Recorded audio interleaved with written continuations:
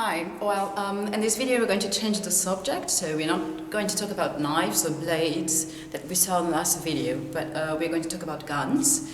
So it goes to a security area, security subjects and study, specific study for bodyguard or for defense actually area. So I had the pleasure to study for a few years and actually to work on the security area in Brazil. For those that you don't know,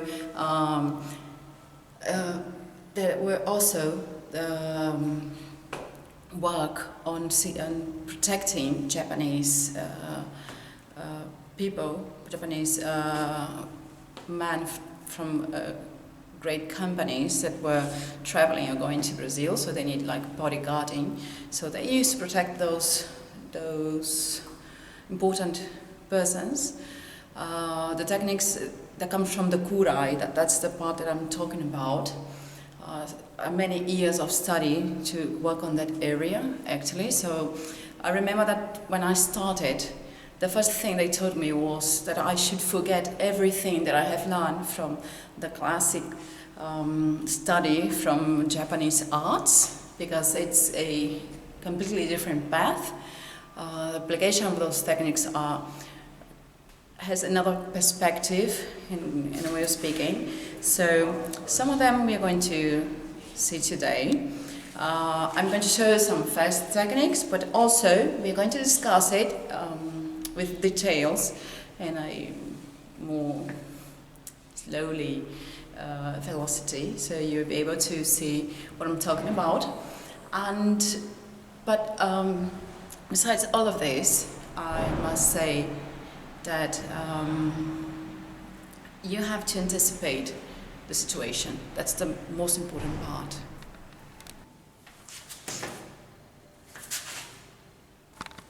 Normally, when somebody attacks us, actually, and it goes for any target that is an upper target on the face or throat or neck or something that you're scared, normally the reaction is trying to protect your head, trying to get out of the line of the attack. So that's exactly what you're going to use, is using that normal reaction to change to a technique that could avoid the situation or getting you in a safer circumstance. So as the normal reaction is bringing the hands to your head, it's the same thing when he grabs the weapon and he's going to point at me.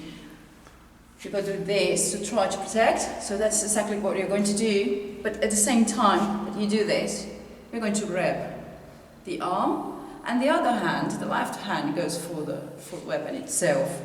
So you have to change, you have to move, rotate your thorax, and at the same time trying to grab that part, lateral part, upper part of the weapon.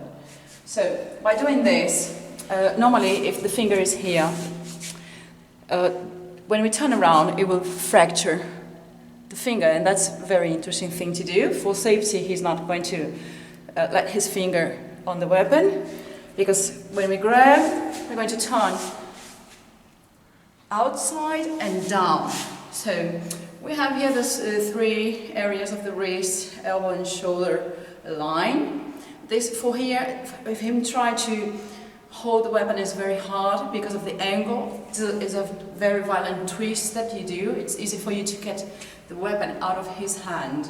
And of course from here you can do whatever you want. If you want to impact on the elbow and fracture another area, it's a nice try. Doesn't matter if you want to punch, if you want to break knees. I'm not going to develop the whole sequence here. Also, if you have a weapon yourself, you can use the weapon. So the important part here is for you to understand how to take out the weapon. So let's compare the last one that we saw with a normal technique to take out the gun. But in this case, you need to be more psychologically prepared for the technique. So that's the difference, okay? The last one we were using a natural reaction to change to a technique. This one, you have to have more familiarity with, be more comfortable with that situation. So the normal situation will be when he points at me, please. Normal technique like this.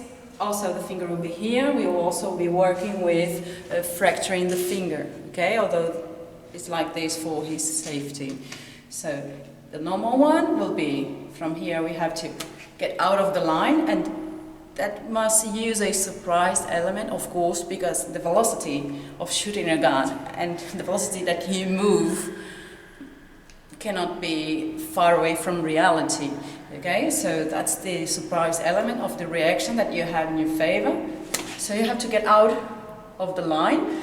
At the same time, the left hand now, what he's going to do is going to improve the angle, also to fracture the finger and maybe damage the wrist. So he's going to work together. So the line of the attack is now away from my head, and that's the most important part. One thing that you must consider is that it's very important that when you act, you will be on the first 3 seconds of the situation. You need to change sometimes actually your move, so it will change the plan that the attacker has. That's because our brain takes a while for it to adapt what we're going to do when the victim or whatever change how it moves or his action. So that's very important for you to consider. It doesn't matter if it's when you walk in, if you change direction, it's like making the prey become the hunter, more or less. That's the idea as well. So the first 3 seconds are vital for this. What we're going to see here now is when he's going to grab the weapon, and that's when we're going to block. Okay, because we were seeing techniques when the gun was on the movement to shoot. So now we're going to block. So when he grabs the weapon, when he goes for the weapon, he's going to bring a bit up, of course. So this arm is the one that we're going to block. So if you have difficulty to understand how to block it, it's very easy if you keep in your mind that the hand is going to like holding him on his waist. So my forearm is going to block his wrist. So the first thing here, if you see, if you try to bring up, he won't be able. He can try to take it. If I'm too slow, he may try to take out in another angle. That's why we're going to act. So this hand goes to block the forearm, but the other hand must impact. So if you're not used to it, you're not sure that your punch, doesn't matter if like this, like this, like this, is going to reach the target, a craniofacial area, you can use an open hand, especially going for eyes. So he'll lose his sight, so he will be a bit confused because of the impact on his eyes, and that's another advantage that you can use. We'll go like this, okay? So the head goes backwards, and you're going to use also the advantage if you want to impact with the elbow as well. This is a very good way to impact. And this hand goes down diagonal. So you see he's going to release the arm. Here you can continue walking on that area. You can break the elbow. You can punch again with the elbow, face, and then you're going to take, if you have a weapon, of course, you're going backwards, and you can use it. Okay? If not, you just have to take out his weapon, because you cannot allow him to use the weapon. Please be aware that if you do this, and if you do not punch, or the punch doesn't go well, the person can unbalance and go backwards and even fall down. That's also a technique that they use. When he falls down, he's going to take the weapon, and then I'm a really bad situation. That's why you need to guarantee the impact on the face.